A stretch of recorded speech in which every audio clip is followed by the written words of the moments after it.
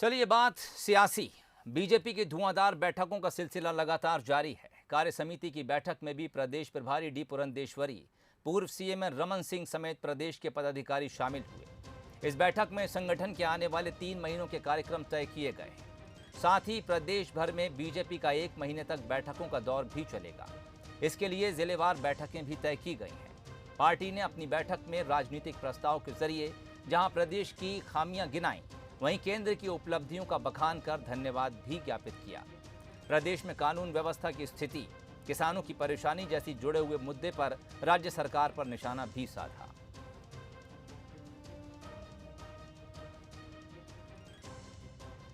आग्रह करें सभी प्रदेश सरकारों को कि आप पेट्रोल और पेट्रोलियम प्रोडक्ट्स को आप जीएसटी के अंदर लेके आओ, और सभी प्रदेश के फिनेंस मिनिस्टर्स जीएसटी काउंसिल के मेंबर्स होते हैं, और सभी को उसमें एक मत होना है कि हम ज़रूर जीएसटी के अंदर लेके आएंगे।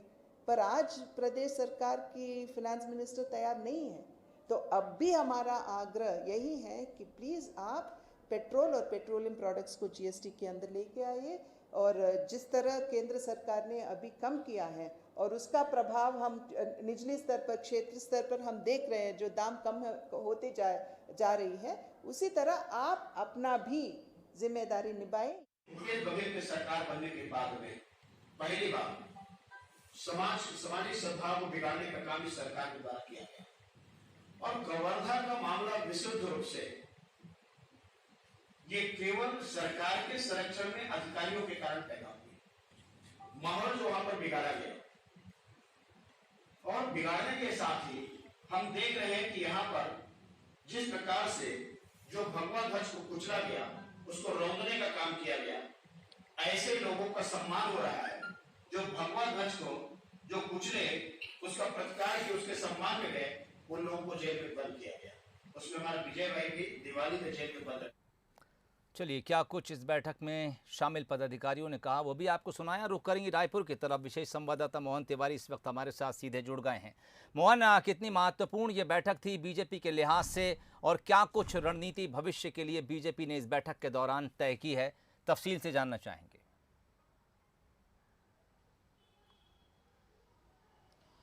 देखिए, इस कार्य समिति की बैठक का मूल मुद्दा यही था कि राष्ट्रीय कार्य समिति में जो कार्यक्रम तय किए गए हैं, जिसमें प्रदेश की बैठकें कब कब होंगी, जिला स्तर की बैठक कब होगी, और मोर्चा प्रकोष्ठों को अपनी कार्यकारिणी की बैठक करके जो राष्ट्रीय कार्यक्रम मिले हैं उसे इम्प्लीमेंट कब करना है, इसका एक प्रोग्राम पहले से तय आया हुआ है।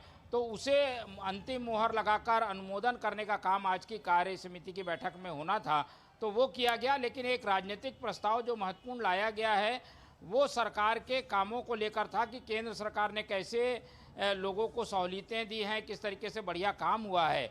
वहीं राज्य सरकार जो काम कर रही है, जिसकी वजह से कौन कौन से जो प्रमुख वर्ग हैं वो इससे प्रभावित हो रहे हैं, किसान, युवा, शिक्षा से जुड़े हुए लोग और जो अनियमित कर्मचारी हैं वो। तो इन सब बातों को लेकर एक राजनीतिक प्रस्ताव भी आज की बैठक में लाया गया। साथ ही वो कार्यक्रम तय किए गए जो कि राष्ट्रीय स्तर पर बीजेपी को, प्रदेश के कार्यकारिणी को दिए गए हैं। तो वो सारी बैठकें समय पर हो, जिला स्तर पर समय पर बैठकें हों, मोर्चा प्रकोष्ठ अपनी बैठक करने के बाद अपने कार्यक्रम आयोजित करें। तो इन सब बातों को लेकर ये कार्य समिति की बैठक अभी खत्म हुई है। लेकिन इस 2 दिन की बैठक के जरिए बीजेपी ने कोशिश ये की है कि अपनी प्रदेश की पूरी जो कार्यकर्ताओं की टीम है उसे वो चार्ज करे, और वो जो टीम काम कर रही है उसके ज़रिए सरकार को घेरे। तो केंद्र की सफलताओं को लोगों तक पहुंचाना और जो राज्य सरकार की गलतियां हैं, खामियां हैं, उसको लेकर आंदोलन खड़ा करना, इन 2 मसलों को लेकर मंथन हुआ है, चर्चा हुई है। करीब 4 से 5 घंटे ये बैठकें चली हैं। फिलहाल पूरी इस बैठक का लब्बो-लुबाब यही है कि आने वाले 3 महीने पार्टी को मैदान में उतरकर, सड़क पे उतरकर जोर शोर से काम करना है। जी चलिए, देखना होगा इस बैठक का असर आने वाले समय में मैदान में क्या कुछ नजर आता है। सियासी बिसात छत्तीसगढ़ में बिछने लगी है। कांग्रेस बीजेपी दोनों 2023 की तैयारियों में बड़ी तेजी के साथ जुट गए।